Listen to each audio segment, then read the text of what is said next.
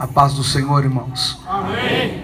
Aproveitando que vocês estão em pé, quero convidá-los à leitura de um texto no primeiro livro dos Reis de Israel, capítulo de número 18. Faremos a leitura do versículo de número 30.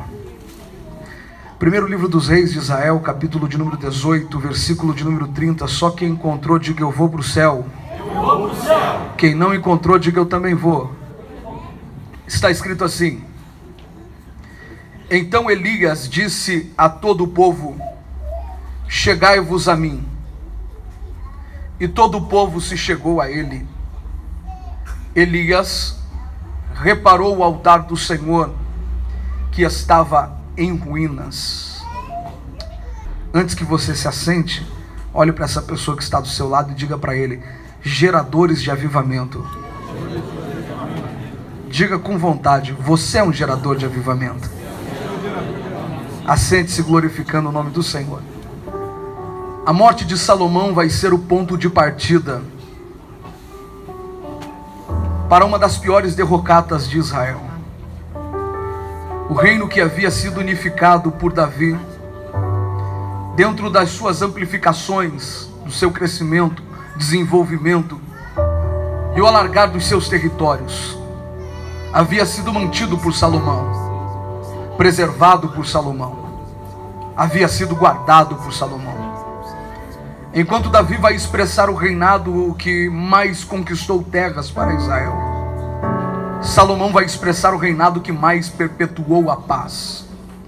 A sua morte vai acender uma chama, ou vai soprar como um vento as brasas do coração da maioria dos hebreus que estavam sob a sua regência, entretanto com um sentimento de insatisfação. Por mais que muitos de nós pensemos que Salomão exerceu um governo de uma regência justa, boa, saudável para o povo, o contexto histórico, cultural e teológico vai expressar completamente o inverso daquilo que nós pensamos. O governo de Salomão vai ser marcado por um peso, vai ser marcado por um desgaste muito grande, onde ele sacrificava o povo para atrair os seus próprios interesses. Essa insatisfação vai ser aflorada na sua morte, e junto com isso uma expectativa vai surgir. Se Salomão morreu, o seu sucessor com certeza vai caminhar por um caminho de paz, um caminho de crescimento e desenvolvimento, não apenas para o seu reinado e para o trono, mas para o povo. Roboão, ao assumir o trono de seu pai e dar continuidade à sucessão real dentro da dinastia de Davi, ao invés de se aconselhar com sábios marcados com as suas cãs brancas pelo tempo de experiência, auxiliando o governo talvez de seu avô ou de seu pai, Roboão vai buscar conselhos nos seus amigos, jovens como eles, talvez sem tantas experiências, em detrimento à expectativa que o povo carregava dentro do seu coração, de uma mudança dentro da realidade de regência monárquica. Roboão vai ouvir o conselho dos jovens e se coloca diante do povo como alguém que se mostraria muito pior que seu pai.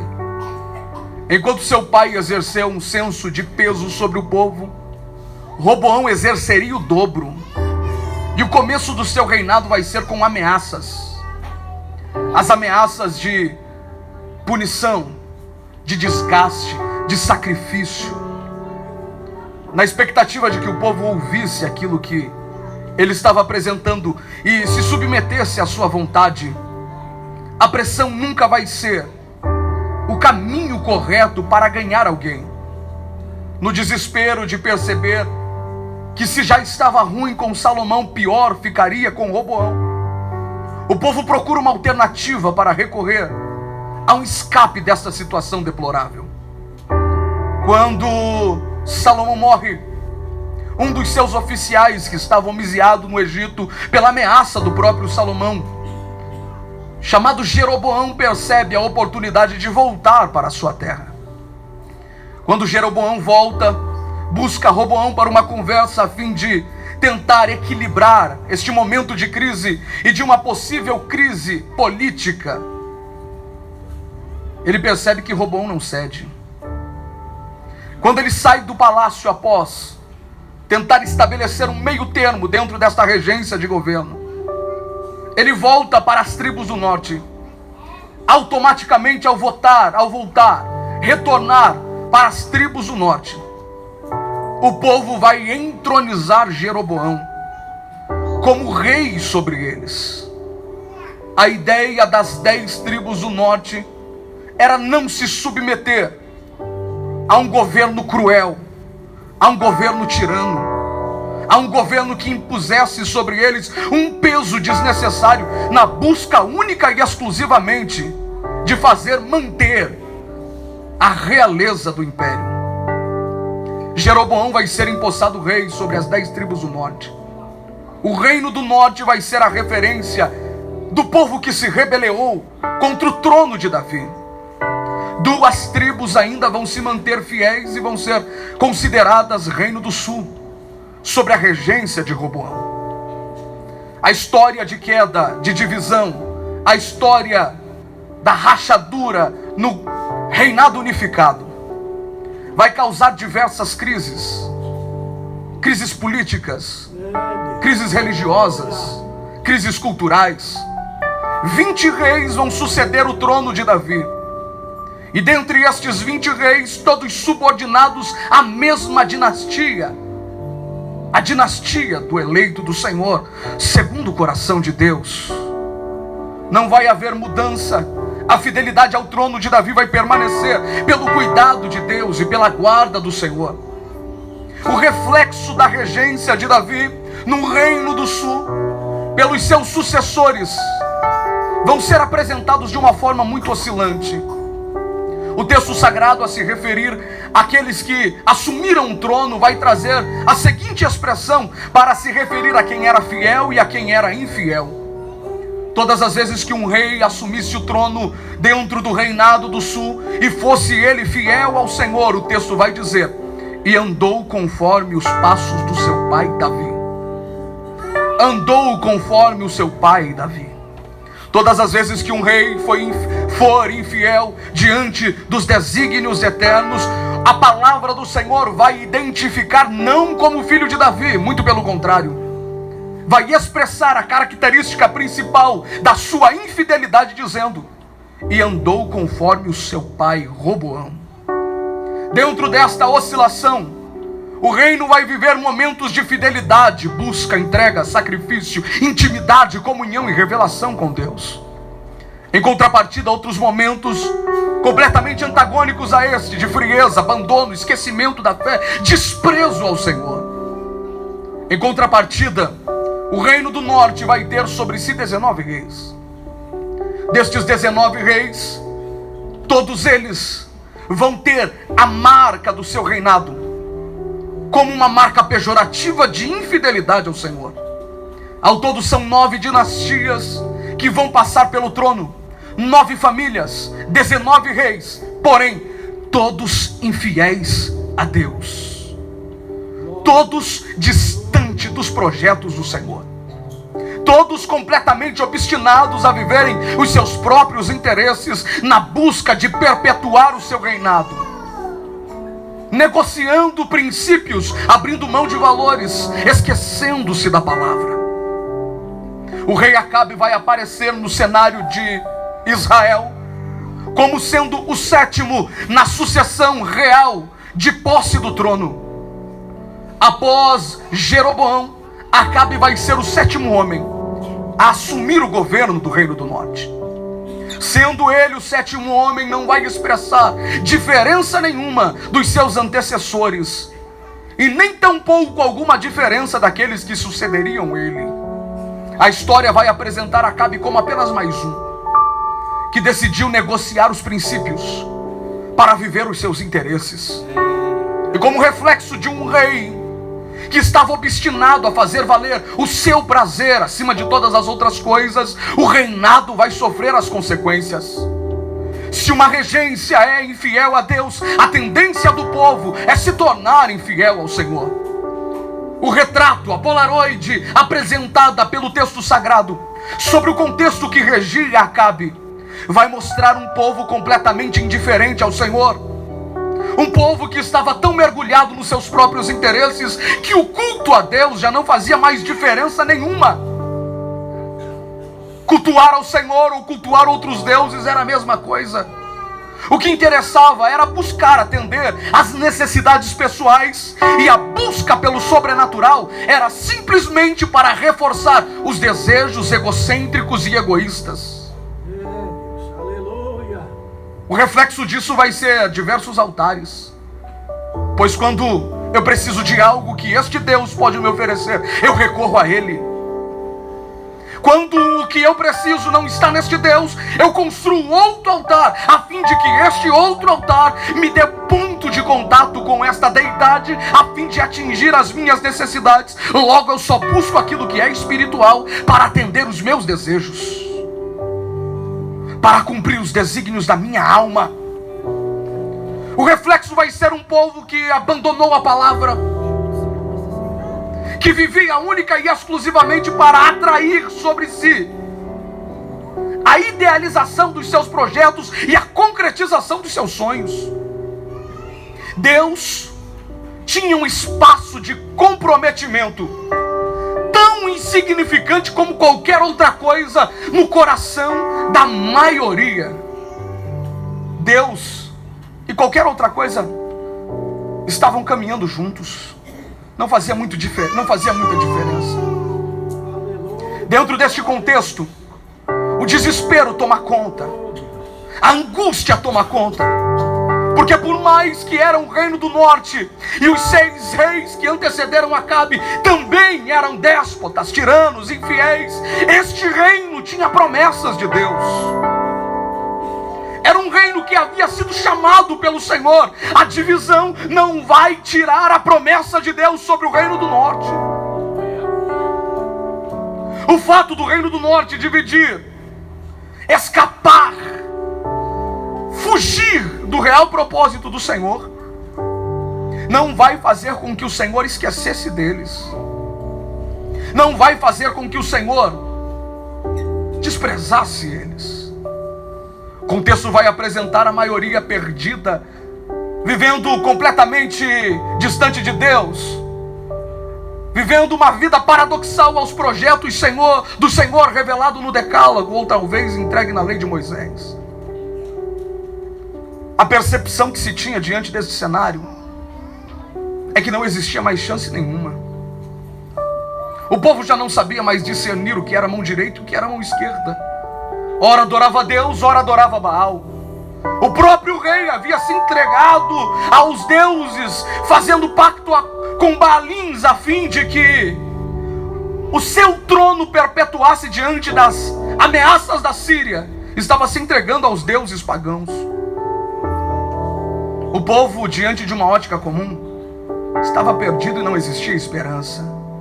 Uma geração corrompida, uma geração perdida, uma geração que abandonou o centro da palavra e se esqueceu do culto a Deus como sendo um culto de comprometimento e exclusividade. Afinal de contas, o nosso Deus não deixa espaço para dúvidas ou para que possamos servir de forma dúbia os seus propósitos. Ele trabalha com uma exclusividade única. Aqueles que é dele, é dele. A ótica comum vai apresentar o povo longe de Deus, sem chance de retornar.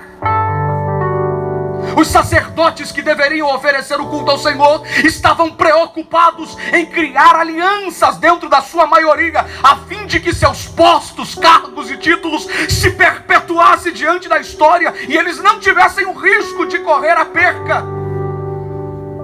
Profetas que deveriam anunciar a verdade ao povo já se assentavam à mesa com Jezabel para ouvir o que Jezabel mandava a eles dizer, simplesmente para pregar o que Acabe negociou com eles, o que Jezabel negociou com eles. Mergulhados dentro de um sistema, na busca de atender a necessidade aparente do povo, voltando-se aos desejos deles, pregavam apenas o que eles queriam ouvir. Se não tem profetas, se não tem sacerdotes, Se o rei está vinculado a qualquer outro tipo de serviço e culto que não seja Deus, qual é a esperança daquela nação? Qual é a esperança diante daquele cenário onde uma maioria não está tão interessada assim em se desgastar para a obra e servir a Deus de forma integral, onde a maioria está sim preocupada com seus próprios desejos? Qual é o cenário? Sem esperança, sem chances de mudança. Alguém chegava a dizer: esta geração é a pior geração. Esta geração talvez seja a pior geração que a história protagonizou.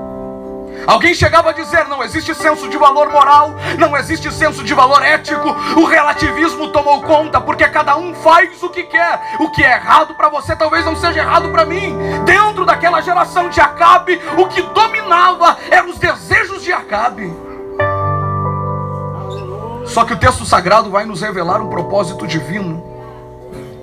E independente da maioria obstinada a viver os seus propósitos, independente da maioria dos analistas do seu tempo, que eram peritos em apontar os erros e as fraquezas daquele momento, que eram peritos em analisar os fracassos dos líderes religiosos, as fraquezas dos profetas, que eram peritos em dizer: o rei está errando aqui, o rei está errando ali.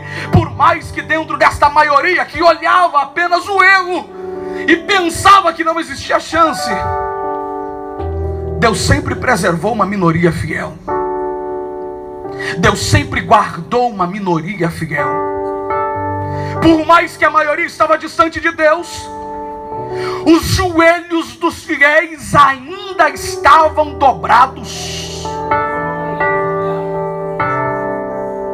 Por mais que o senso comum era dizer: esta geração é a pior geração, a ótica de Deus não era esta. Porque diante do projeto eterno, era justamente naquela que era a pior geração que Deus estava reservando um grande avivamento no Carmelo. O capítulo de número 17 vai apresentar um homem se disponibilizando para mudar a história do seu tempo. Só que as lições que Elias vai nos ensinar, dentro das características de um gerador de avivamento, não vão começar no capítulo de número 17. As lições que o texto vai revelar sobre Elias, dentro da ótica de alguém que Deus conta para protagonizar um avivamento, não está no capítulo 17. As lições que o texto sagrado nos revelam como degraus e níveis que alguém precisa atingir, se é que queremos viver um avivamento no nosso tempo, não está aqui no capítulo 17. O que o texto vai nos revelar vem muito tempo depois, sobre a missiva neotestamentária de um irmão de Jesus chamado Tiago.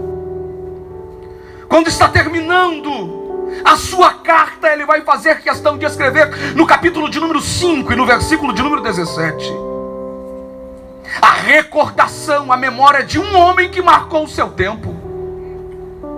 Ele vai invocar a memória de todos os judeus que teriam contato com essa mensagem, e através do Espírito, a noiva do Cordeiro, a imagem de um homem chamado Elias,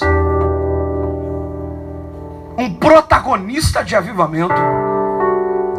E ele vai começar a definir as lições que Elias vai nos ensinar, se é que queremos viver experiências com Deus. Ele vai dizer: Elias, homem comum, homem normal, sujeito às mesmas paixões. A primeira verdade que o texto vai nos revelar, mostrando quando Elias se apresenta no cenário para Acabe, vem antes dele se apresentar, vem da realidade do seu próprio ser. Apesar de que a ideia que se vai ter de Elias após o que ele faz é de que Elias vivia características de anormalidade e que ele tinha algo além do que qualquer outra pessoa poderia ter. E o que Tiago vai revelar no capítulo de número 5, versículo de número 17, vai quebrar essa ideia de heróis, de pessoas diferenciadas, de pessoas com atributos fora do normal. Vai apresentar Elias como sendo mais um, apenas mais um. A nossa geração está protagonizando um desenvolvimento na comunicação, em que o apelo midiático se torna cada vez mais exacerbado. Olhamos homens e mulheres que Deus usa diante deste cenário midiático, e a nossa impressão é pensar que eles são pessoas que vivem uma sobrenaturalidade diferenciada de que nós vivemos. Pessoas que vivem acima, maiores, características distintas. E deixamos de acreditar que ação divina, avivamento sobrenatural, nunca vem para exaltar homens, sempre vem para revelar a Deus. E se Deus quer ser revelado, Ele nunca vai contar com alguém acima da média, Ele nunca vai contar com alguém que vive uma anormalidade. Se Ele quer revelar a sua glória, Ele vai pegar a pessoa mais normal possível. A primeira lição que o texto vai nos ensinar é que se a nossa geração quer viver um avivamento, nós precisamos entender que Deus não conta com A e Deus não conta com B. Deus conta com você. O que Satanás quer colocar na tua mente é que você é tão limitado para Deus te usar, é que você é tão fraco para Deus usar você, é que você, à mesma medida que vive um ápice de fé num culto de domingo à noite, num culto de sábado à noite, lá pela quarta-feira já está desanimado e não quer mais saber de nada.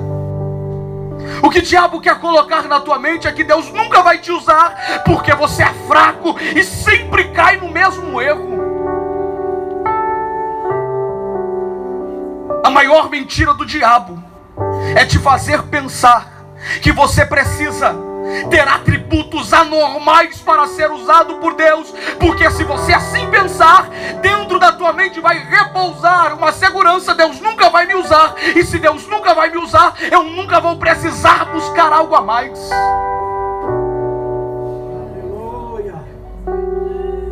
O que o texto está dizendo é que Elias se apresenta com um propósito, com uma chamada, mas ele era alguém tão comum quanto eu e você, tão limitado quanto eu e você, tão sujeito às mesmas paixões como eu e você.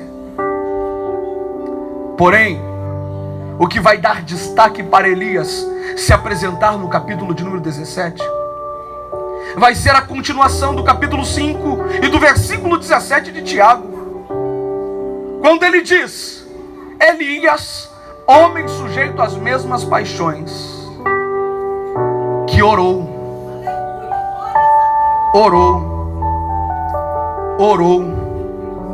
para que não chovesse, e durante 3 anos e meio não choveu. O que marca a história de Elias não aparece no capítulo 17, vem antes do capítulo 17. Porque antes de Elias profetizar a Acabe, Elias orou. Antes de Elias entrar no palácio, Elias orou. Antes de Elias aparecer no cenário e ter a sua identidade revelada dentro de um cenário geográfico tisbita, Elias estava vindo da oração.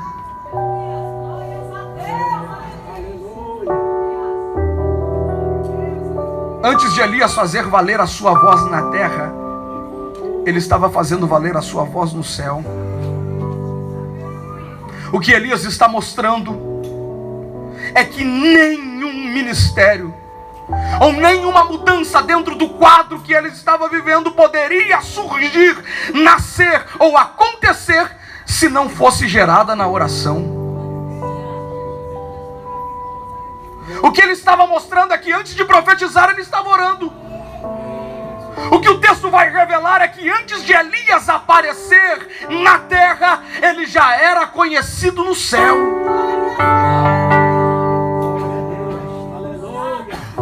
Nós estamos em um trabalho de despertamento espiritual. Eu preciso falar de forma que você entenda. A nossa geração precisa reaprender alguns caminhos. Muitos dentro da nossa geração se esqueceram que alguns caminhos são necessários se é que queremos ver Deus mudando o quadro da nossa história. Afinal de contas, pensar que estamos vivendo um momento bom dentro do cenário religioso, espiritual, político, social é um equívoco. Pensar que estamos vivendo um momento agradável, favorável, talvez seja uma das maiores artimanhas do diabo para te impedir de buscar uma ação divina neste tempo. Enquanto eu estava chegando, eu ouvia o pastor Davi dizendo: é por isso que o pecado entra dentro das nossas igrejas. Por mais chocante que seja, é uma verdade que marca o nosso tempo. O que a nossa geração precisa aprender é o caminho da oração. O que a nossa geração se esqueceu, e a geração dos nossos pais e pastores carregaram com muita força e veemência, é que antes de criar estratégias, se dobra o joelho para orar.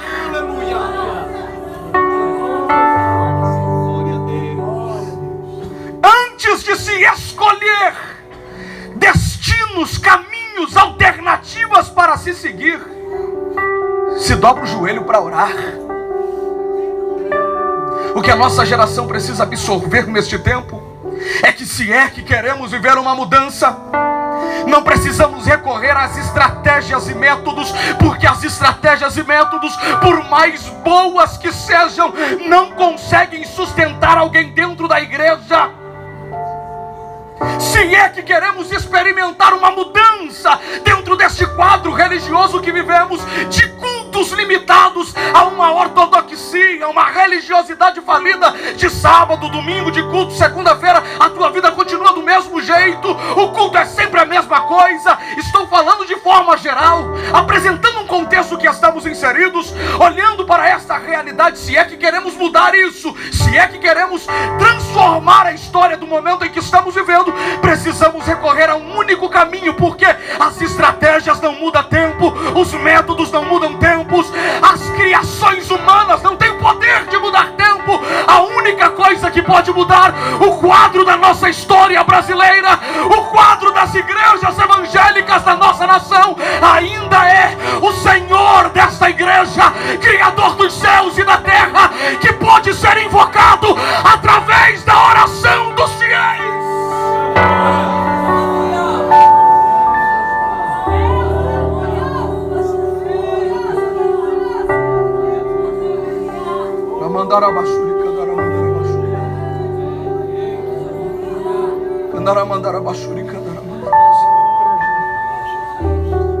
Elias vem de um ambiente de oração. Dentro deste cenário de oração, ele vai receber o propósito. A oração vai gerar insatisfação nele. A oração vai dar a ele a autoridade para se colocar de pé. E ele se levanta depois de orar, porque ele não sai profetizar antes de orar. Ele não sai dar revelações antes de orar. Ele primeiro ora. Depois que ora, Deus confirma, ele se levanta e vai até Acabe. E quando ele chega para Acabe, ele diz: Acabe, vive, ó rei, vive o Senhor, diante da presença, a qual diante da presença eu estou, não choverá na terra, senão conforme a minha palavra. A oração vai gerar dentro de Elias uma revolta com o ambiente que ele estava vivendo, a ponto de fazer com que Elias ficasse de pé, entrasse no palácio, deixasse Tisbe, chegasse no cenário histórico para mostrar para Acabe e todos quantos ouvissem a sua palavra, que só existia um só Deus, e um só Senhor, e quem estava na presença dele era Elias. O propósito que motiva Elias a se levantar é revelar Deus, apresentar Deus. Elias não estava munido de nenhuma vaidade pessoal a fim de ser visto como profeta. Ele estava se apresentando para revelar Deus dentro de uma geração que já não sabia mais quem era o real Deus. A terceira lição que ele nos ensina é que nenhum avivamento começa a fim de apresentar homens. Avivamento só é avivamento quando existe um desejo de revelar Deus ao mundo. Eu estava chorando a Deus nestes últimos dias, depois de uma experiência muito triste, em que um companheiro de viatura expôs o quadro clínico de sua irmã, dizendo: André, a minha irmã sofreu de câncer no cérebro, venceu. Sofreu de câncer no crânio, venceu. Sofreu de câncer na mama, venceu. Sofreu de câncer no ovário, também venceu. Agora está com câncer na coluna, já perdeu a fala e não consegue andar. Quando ele me disse isso, contando qual era a realidade da sua família, dizendo que a irmã estava com 4 filhos, entre eles 2 na média de 6 anos, outros com 10, 9 anos, o meu coração foi se angustiando. A dor que tomou a minha alma talvez era a dor que estava na alma dele. E eu perguntei a Deus: por que, Deus, o Senhor não derrama sobre nós um avivamento para que possamos dizer: levanta, vai, a tua bênção está a caminho, você vai voltar e ela está curada. Eu perguntei a Deus: por que não temos esta autoridade de dizer: recebe o teu milagre agora, e quando chegar em casa ela estará sarada. Eu dobrei o joelho e disse: Senhor, aviva a nossa geração. Nós precisamos de um avivamento. Nós precisamos de um despertamento espiritual. Deus gritou ao meu espírito dizendo: um avivamento nunca virá quando o desejo for apenas para encher templos, para encher igrejas, para divulgar congressos, para divulgar denominações. Um avivamento nunca virá quando o objetivo foi ganhar mais membros, ganhar mais congregados. Entretanto, quando o meu povo, que se chama pelo meu nome, se humilhar e orar, recorrer à minha presença com o desejo de gritar aos 4 cantos dessa terra: existe um só Deus e um só Senhor, e eu estou aqui para falar dele. Os céus se abrirão, a glória descerá, ele tomará conta da noiva. Quando o objetivo for ele, ele tomará você, encherá você, te capacitará. Não existirá império das trevas que poderá sustentar um combate contra aqueles que Deus escolheu.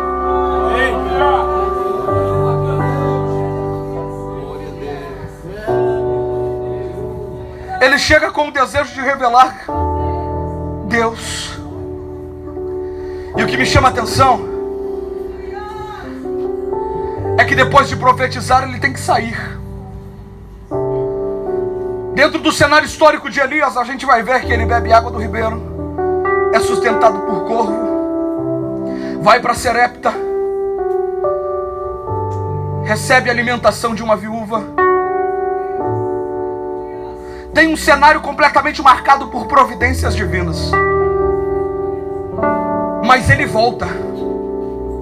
Ele sai de Israel, ele sai do ambiente em que o rei governava, e depois de 3 anos e meio ele volta. Depois de 3 anos e meio ele se encontra com um servo do rei para avisar que ele estava lá. O rei vai se encontrar com Elias nas ruas de Israel. A pergunta do rei para Elias vai ser: és tu perturbador de Israel?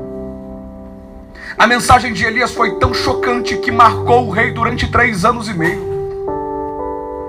E a dúvida de Acabe era saber se Elias ainda era a mesma pessoa, ou se os 3 anos e meio havia mudado ele. A resposta de Elias vai ser: não sou perturbador de Israel, sou perturbador da tua casa e da casa do teu pai. E para mostrar que eu ainda sou o mesmo, convoque os profetas de Baal para um desafio, e a tônica deste desafio é continuar revelando que Deus é o único Deus. A quarta lição que Elias vai nos ensinar é que por mais que ele foi sustentado por um corvo, o propósito revelado pela palavra ainda era o mesmo. Por mais que ele bebeu água do ribeiro, o propósito sustentado pela palavra ainda continuava a ser o mesmo. Por mais que uma viúva deu de comer a ele, o propósito sustentado pela palavra não mudou. E quando Acabe pensa, será que Elias mudou o jeito de pregar, o jeito de falar, a mensagem que ele estava anunciando? Será que agora acabou a vida de Elias? Afinal de contas, ele profetizou e se escondeu, foi escondido por Deus por 3 anos e meio, a ponto de alguém esquecer ele. Mas quando ele volta, alguém dizendo, agora Elias mudou, agora Elias não vai mais se incomodar. Ele se coloca de pé e diz, eu ainda sou o mesmo, a mensagem continua a mesma. Qual é? Existe um só Deus e um só Senhor.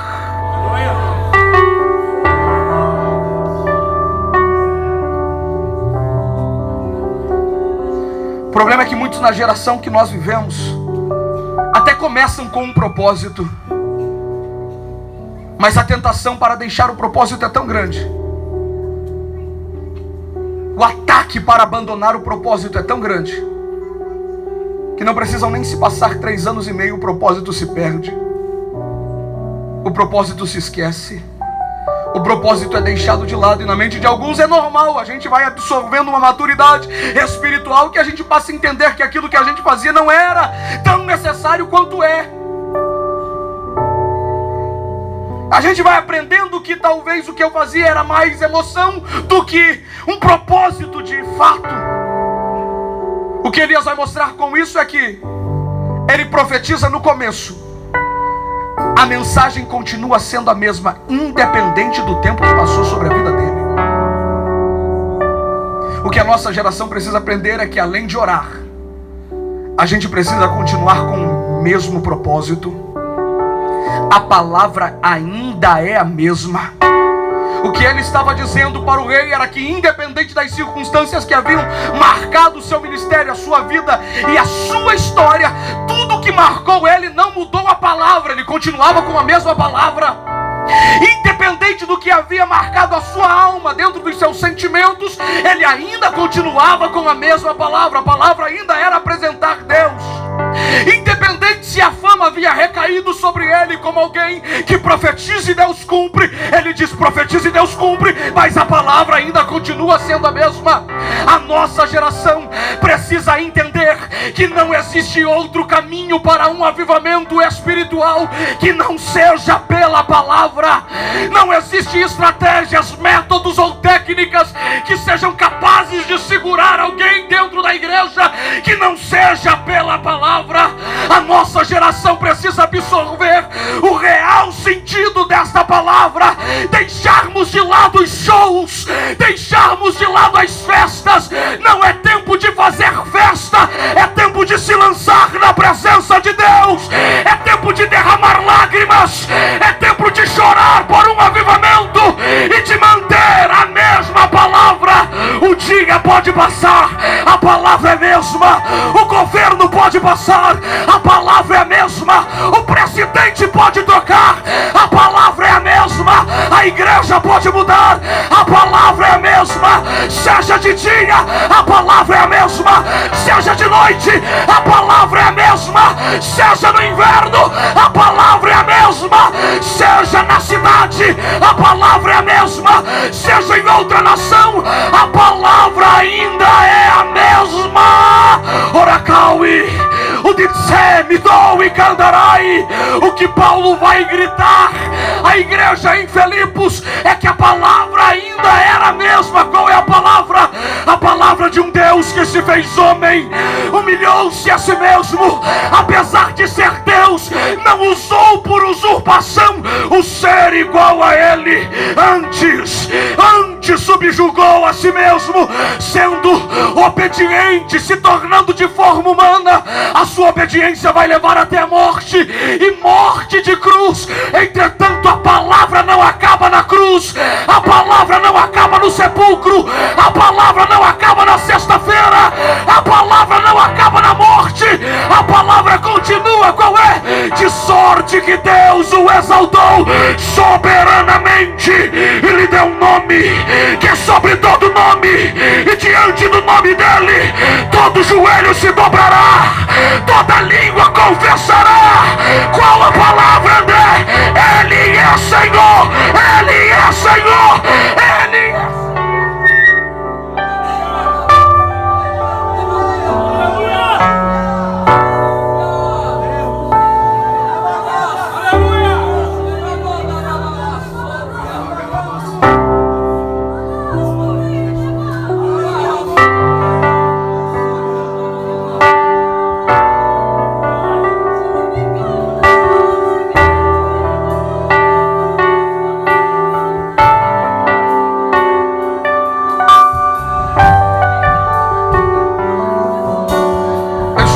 Aqui para jovens que Deus vai levantar. Eu estou pregando aqui para moças que Deus vai colocar palavras sobre os seus lábios. O apelo de Deus para a tua vida nesta noite é este: não mude a palavra, por mais que a tendência seja outra, por mais que o apelo do povo seja comichões no ouvido, a fim de satisfazer os seus egos. Não recorra às estratégias e técnicas. Por mais que trabalhar com os sentimentos, as emoções da igreja seja muito bom, e o resultado é ver a igreja se mobilizando, se movendo, gritando, ainda assim mantenha a palavra. Por mais que o ataque frontal do diabo é transformar a palavra em contos de fadas, a palavra não muda, a palavra continua. O evangelho de Cristo não é o evangelho de emoções rasas, é o evangelho de palavra. É a palavra que transforma, a palavra que liberta, a palavra que levanta, a palavra que restaura, a palavra que salva. De sorte que Paulo, a pregar a igreja em Corinto, vai dizer: minha pregação, minha palavra não se consiste em palavras persuasivas de sabedoria ou de conhecimento, mas sim em poder de Deus, em poder de Deus, em poder de Deus. Se a nossa geração quer viver um avivamento, recaia para a palavra gera poder, a palavra gera poder.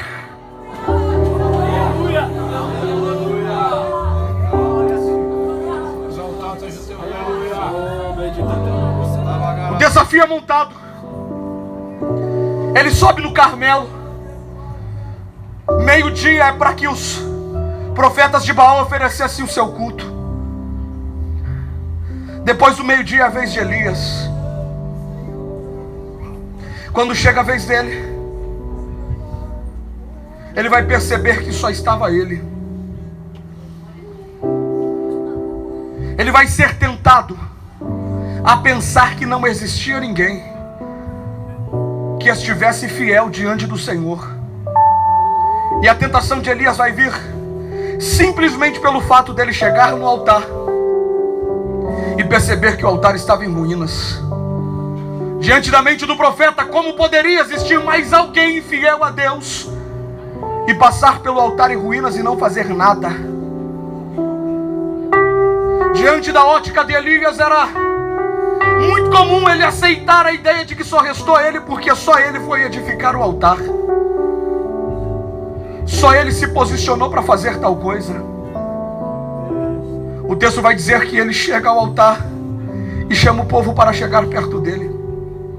O que Elias está mostrando nesta quinta lição é que se nós queremos gerar um avivamento para o nosso tempo, não podemos esperar avivamento de outra pessoa a não ser de nós mesmos. É verdade, Pai. Aleluia. Enquanto o pastor Davi estava ministrando, Deus estava confirmando esta mensagem ao meu espírito, dizendo: André, eu estou com tanto desejo de enviar um avivamento sobre esta geração, que eu preciso apenas de alguém que queira.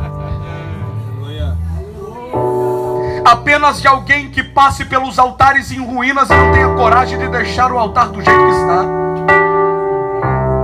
Apenas de alguém que observe o ponto de contato entre terra e céu. Afinal de contas, o altar é o elo de ligação entre o natural e o sobrenatural. E perceba que alguma coisa está errada e precisa ser reformulado, refeito, e se coloque para fazer. A nossa geração é a geração dos especialistas de Facebook. A maioria das pessoas hoje se tornaram peritos e peritas em criticar homens e mulheres, sistemas, religiões e pensamentos, simplesmente em apontar os defeitos e as fraquezas de A e de B, aonde A e B está errando, aonde A e B está fracassando, mas está escassa de pessoas que, além de ver o defeito, cheguem no altar para arrumar o que está quebrado. O que Deus espera de nós não é que sejamos especialistas em identificar erros. O que Deus espera de nós é que tenhamos coragem de chegar aos erros e dizer: nós vamos restaurar isto. A maior estratégia do diabo para a igreja é conformar a igreja ao mundo. E quem vai identificar isso é Paulo, ao escrever a carta à igreja em Roma, no capítulo de número 12, versículo de número 2, dizendo: não vos conformeis com este mundo. Se ele está implorando para que a igreja não se conforme, significa que Satanás estava lutando para conformar. A conformidade não está apenas em ser igual ao mundo. A conformidade está em não ver diferença no mundo do jeito que está. Muitos ainda se tornam peritos nas escrituras para defender o tempo caótico que estamos vivendo, dizendo: foi Jesus que falou que este tempo de frieza viria. Foi Jesus que falou que a corrupção iria aumentar, que o pecado iria aumentar. Infelizmente não tem como mudar. Olhamos para o nosso cenário, para as lideranças que são marcadas por defeitos, fraquezas e quedas, e dizemos: infelizmente aos últimos dias. Sabemos sim que isso são os últimos dias, mas não podemos aceitar isso no nosso meio. Sabemos sim que o amor de muitos esfriaria, mas não podemos deixar que o amor de quem está do meu lado direito, do meu lado esquerdo, se esfrie. O que é isso, André? Deus te trouxe aqui para te dizer: se for para depender de mim, você não sai da igreja, você não abandona a fé. Se for para depender de mim, eu te carrego nas minhas costas, mas nós vamos chegar no céu juntos, nós vamos experimentar a glória. Eu encerro aqui. Além de chamar o povo para si, mostrando que a responsabilidade começava por ele, ele vai reedificar as pedras no altar. A primeira vez que a palavra pedra na Bíblia aparece, ou uma das primeiras, é se referindo ao decálogo de Deus entregue a Moisés. Uma das normas de interpretação teológica dentro da hermenêutica é entender que todas as vezes que aquela palavra aparece pela primeira vez no contexto bíblico, talvez ela seja vinculada em outros momentos, como aquele momento da sua primeira aparição. É por isso que os mandamentos vão ser apresentados nas pedras, e lá na frente Jesus vai ser reconhecido como pedra de esquina, pedra angular. É por isso que ele vai dizer à igreja, para que ela estivesse firmada não na areia, mas sobre a rocha que era ele. A pedra vai receber um sinônimo de princípio. A pedra vai receber um simbolismo de valor, de norma. O que Elias está fazendo ao edificar o altar é colocar os princípios de volta no lugar, os valores de volta no lugar. E o primeiro valor que ele estava colocando era apresentar Deus como único Senhor. É por isso que Jesus, ao ser tentado no deserto, o diabo vai aparecer para ele e vai dizer: eu estou com uma pedra, um valor eterno, algo que simboliza uma perpetuação. Eu te dou esta pedra e você transforma em pão, que significa algo passageiro, algo momentâneo. O que o diabo estava querendo dizer: eu troco um valor eterno de fidelidade a Deus para que você transforme esta pedra em pão e coma. E depois que comer, o valor foi deixado de lado. O que a nossa geração precisa entender é que o avivamento para este tempo não é um avivamento de pulos e gritos.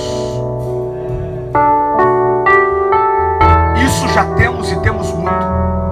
Sou pentecostal, nasci numa igreja evangélica, Assembleia de Deus, e lá congrego até hoje. Acredito em línguas estranhas, dons sobrenaturais, revelações, palavra de ciência, discernimento de espírito, dons de maravilha, dom de curar, acredito nisso. Mas o que a nossa geração precisa vai além de pulos e gritos. O que a nossa geração precisa é a igreja se colocando de pé novamente para mostrar que os valores estão fora do lugar e precisamos colocá-los de volta. Um grande revolucionário um dia vai dizer dentro de uma das suas frases que regia os seus propósitos que o que incomodava ele não era o grito dos maus, era o silêncio dos bons. Quando a igreja se cala, os valores são deixados de lado e o altar se esparrama.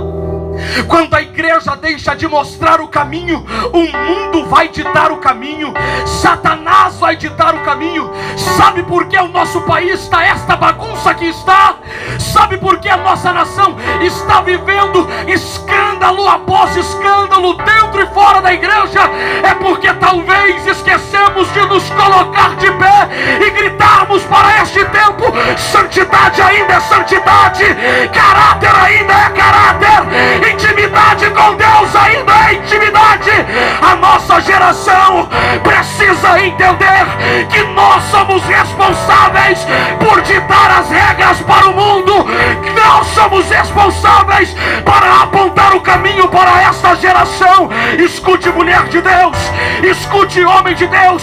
Não é o marxismo que vai mostrar o que é ética, não é o comunismo que vai mostrar o que é ética, não é a democracia que vai ditar as regras. Quem vai ditar as regras ainda é a palavra, ainda é a igreja.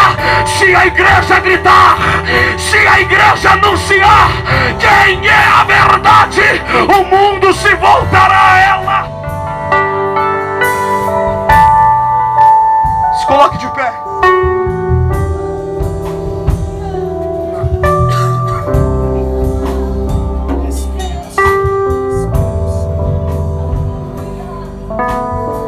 Eu estou pregando para jovens que já estão carregando pedras faz algum tempo, que já não estão mais satisfeitos simplesmente com talentos, mas estão preocupados com caráter. Jovens que não aguentam mais pessoas com tantos talentos, mas com caráter corrompido.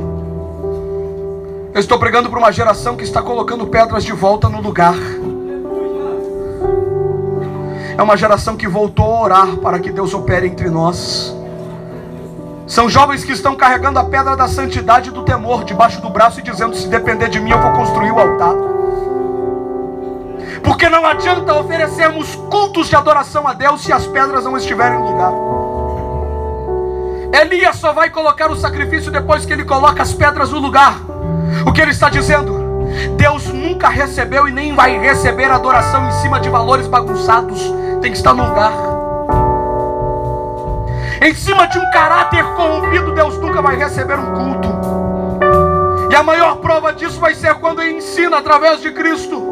Antes de vir me adorar, se está com algum problema com aquele que você vê do teu lado, irmão e irmã, nem venha me adorar, porque eu não vou receber.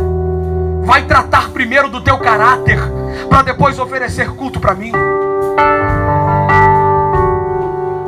Elias constrói o altar, coloca água ao redor do sacrifício, coloca água ao redor do altar, e depois de fazer isso, ele vai clamar a Deus.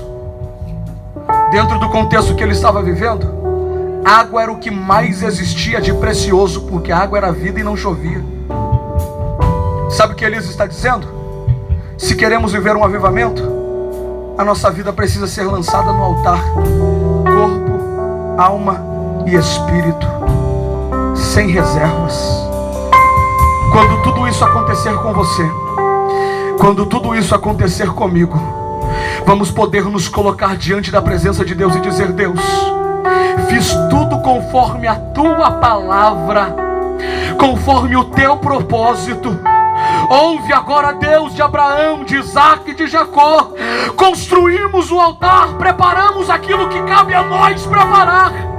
Agora não depende de mim, agora depende do Senhor.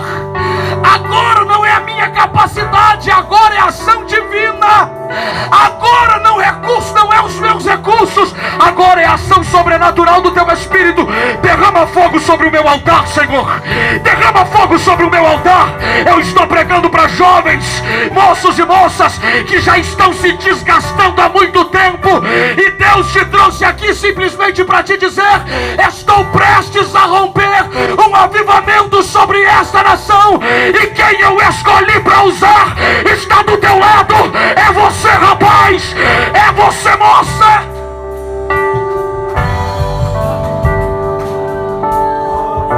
Eu quero que você coloque a mão sobre o teu coração. Eu quero orar por você agora.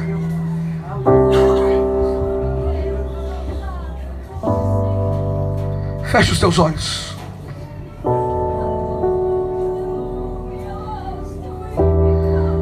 Feche os teus olhos.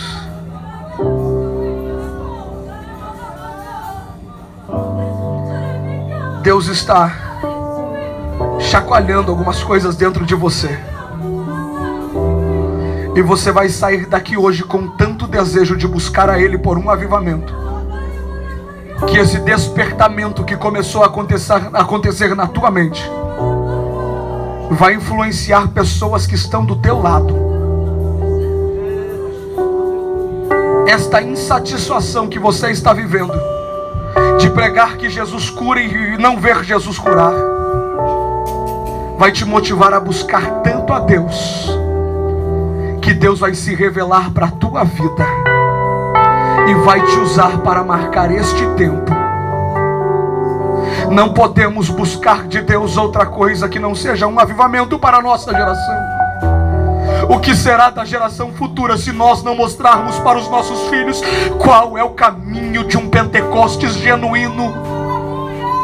O que será dos nossos filhos se nós não mostrarmos para ele que a oração ainda é a única resposta para clamores da alma? O que será dos nossos filhos se nós não mostrarmos para ele que a pedra do temor tem que estar no lugar, e que esta casa ainda é santa, e que este Deus ainda é santo e exige santidade do seu povo? Espírito Santo, enquanto teu filho começa a falar contigo, eu quero te pedir que o Senhor comece a incendiar o coração dele, incendiar o coração dela. Enquanto ele está abrindo o coração para o Senhor, enquanto ela está abrindo o coração para ti, eu quero te pedir que o Senhor confirme as convicções estabelecidas no coração dele, no coração dela. Que possamos sair daqui confrontados pela tua verdade, para viver um real avivamento sobre a nossa geração. Que possamos sair daqui para chorar por ti, nos desgastar pela tua presença, a ponto de vivermos a tua vontade em todos os aspectos das nossas vidas, a ponto de resgatarmos neste mundo a concepção de igreja, para que pessoas não evangélicas, não crentes, possam olhar para esta casa e dizer: ali tem um povo santificado, de caráter íntegro, um povo que tem uma vida regrada na presença e na palavra de Deus, que eles oram e Deus opera, que eles cantam e Deus se revela. Fale com o Senhor. Eu encerro a minha fala agora, te dando 1 minuto para conversar com Deus.